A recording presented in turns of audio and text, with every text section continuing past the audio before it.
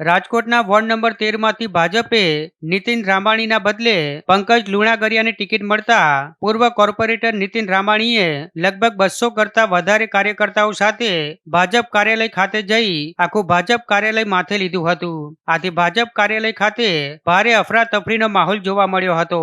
ભાજપ કાર્યાલય ખાતે નીતિનભાઈની આગેવાનીમાં મોટી સંખ્યામાં ટોળા ઉમટી પડ્યા હતા અને નીતિનભાઈ તુમ આગે બઢોના નારા લગાવી તેમના સમર્થકોએ કમલમ માથે લીધું હતું। જો કે બાદમાં ભાજપના આગેવાન પુષ્કર પટેલ નીતિન રામાણીને સમજાવટ માટે શહેર પ્રમુખ પાસે લઈ ગયા હતા, જ્યાં રજૂઆત બાદ નીતિન રામાણીએ નિવેદન આપતા કહ્યું હતું કે મેં મારી રજૂઆત કરી દીધી છે। આમ રાજકોટ ભાજપમાં ઉમેદવારોની જાહેરાત કરવામાં આવતા જ પાર્ટીમાં ભડકો થયો છે।